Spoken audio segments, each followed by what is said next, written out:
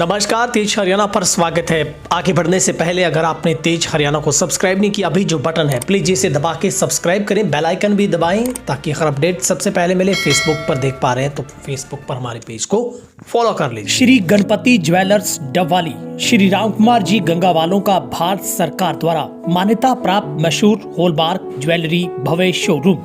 याद रखें, श्री गणपति ज्वेलर्स, नजदीक रेलवे स्टेशन, मीना बाजार, मंडी, डबवाली। संपर्क करें 9306987388।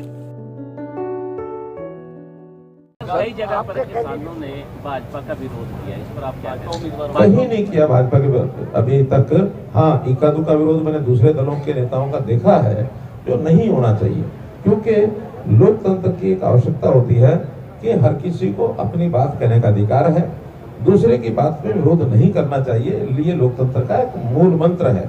विरोध की खबरें आ रही हैं। जेजेपी का आरोप है कि बीजेपी ने गठबंधन इसलिए तोड़ा कि क्योंकि रोहतक से जेजेपी को फंसाना चाहती थी। देखिए, जेजेपी के साथ हमारा न तो पहले गठबंधन रहा है, मैं पार्टियों गठबंधन की बात कर रहा हूँ, और न आज गठबंधन रहा है।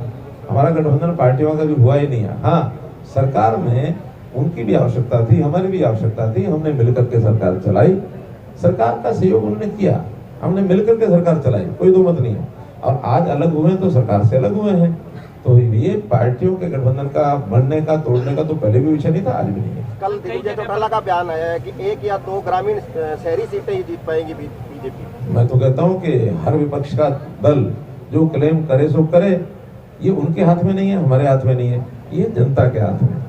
इतनी सीटें जितानी है जनता ने, उसमें वो भी कुछ नहीं कर सकते। हम अपनी मेहनत के आधार पर आशा कर सकते हैं कि जनता हमको 10 की 10 सीटें जिताएगी। लोकसभा का चुनाव सारे देश में है। हरियाणा में छठे फेज में 10 लोकसभा का चुनाव और 1 हमारी विधानसभा का चुनाव, 11 चुनाव हरियाणा में होने हैं।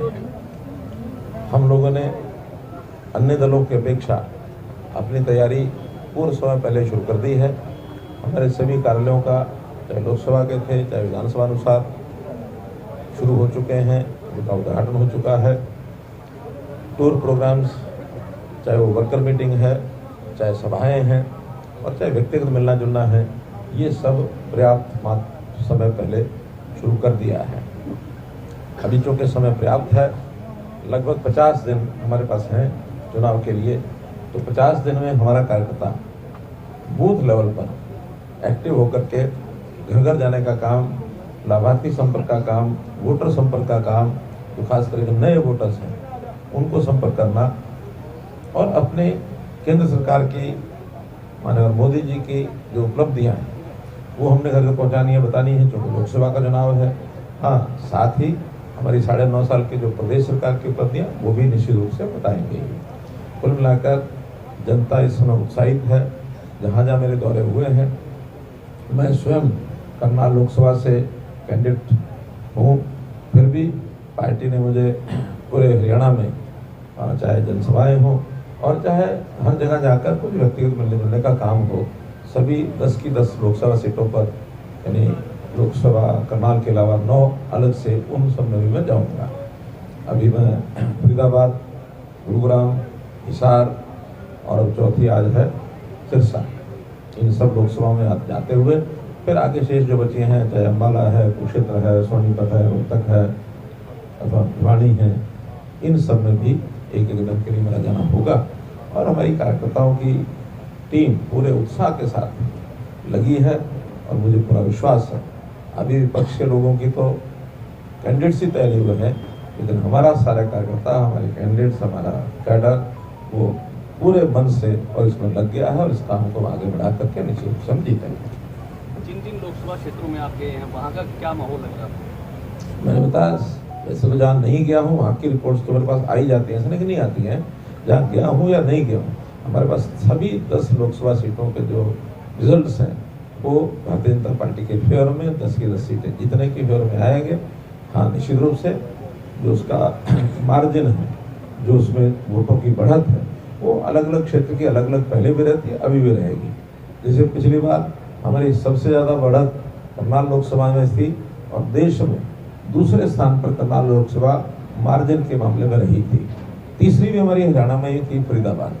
पहली गुजरात में थी, दूसरी और तीसरी हरियाणा में थी। और कम सीटों का कम मार्जिन से जीतने वाली भी हमारी रोहतक सीट, वो भी हमने लगभग 7-8 हज़ार वोट से ही हमने जीती थी। तो जीत है, जीत भी होगी, हमारे मार्जिन भी बढ़ेंगे। तो इस प्रकार से हमारा कार्यकर्ता पूरे विश्वास के साथ अपने काम में लगा। सर, विपक्षी पार्टी कह रही है कि भारतीय जनता पार्टी को बहुत जल्दी थी, इसीलिए उन्होंने सीटें भी अनाउंस कर दी और सभी लोकसभा विधानसभा के कार्यालय भी खोल दिए। भाई इतनी जल्दी हमें नहीं, हम आराम से करेंगे, इस पर क्या कहेंगे सर? देखिए, नाच ना जाने आंगन टेढ़ा। अब वो अपने कैंडिडेट फाइनल कर ही नहीं पा रहे हैं।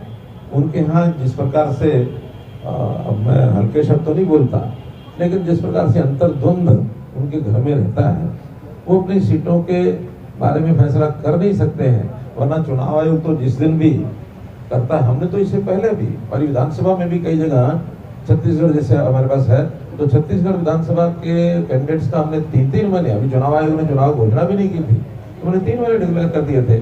उनको डर लगता है कि एक को अगर करेंगे तो दूसरा जो है वो टांग खिंचाई करेगा, दूसरा विरोध करेगा, उनके लोग बटेंगे।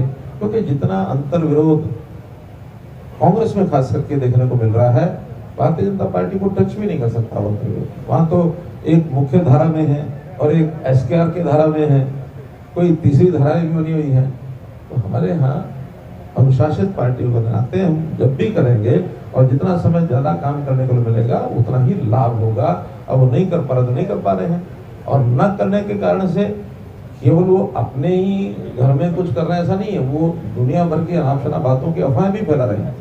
और वो अपनी चिंता करें चलो ठीक, उनको हमारी भी चिंता हो रही है। और अनाप शनाप हुआ क्या फैलाते हैं कि भारतीय जनता पार्टी तो 4 लोकसभा सीटों पर अपने कैंडिडेट बदलेगी। ये भारतीय जनता पार्टी है। भारतीय जनता पार्टी एक बार जो निर्णय लेती है वो निर्णय फाइनल है, और हम बहुत कुछ सोच समझ के निर्णय लेते हैं, पर्याप्त समय पहले लेते हैं। हमारे किसी को कोई दुविधा नहीं है। जो जनता पार्टी के लिए कोई चुनौती यहाँ पर कुछ लगे? कोई चुनौती नहीं है। निगाह तो सबकी सब पर रहती है, और केवल बाकियों की रहती है, हमारी भी निगाह रहती है। उनकी सब सीटों पर हमारी भी निगाह रहती है। चुनाव है, इसलिए सबकी निगाह सब पर रहनी भी चाहिए। क्योंकि इस चुनाव में एक बहुत बड़ा मंथन होता है। देश भर में यानी लगभग 70, 75, 80 करोड़ मतदाता ऐसे हैं जो मतदान का उपयोग करेंगे।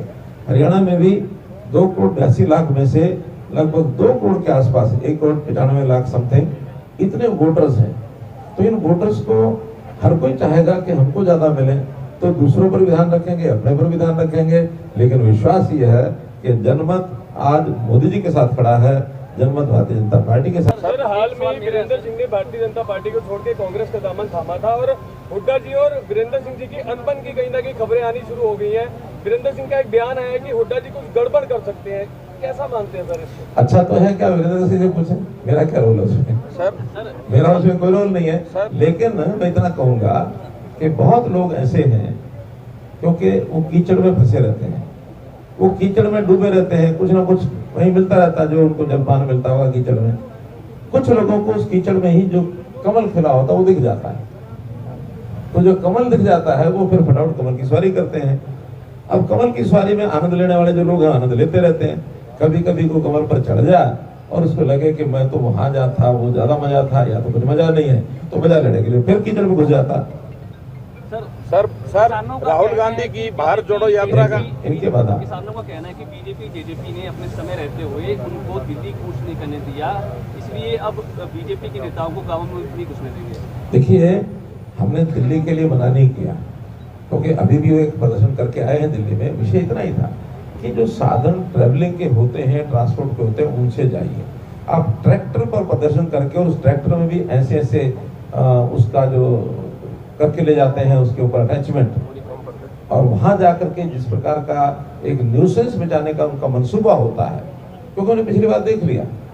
आखिर ये सारे किसान नहीं है, इनमें कुछ इस प्रकार के सो कॉल्ड, जिसको कहना चाहिए एक ऐसा सीन पैदा करते हैं न्यूसेंस का कि जिसका दुनिया को ध्यान आकर्षण जाए।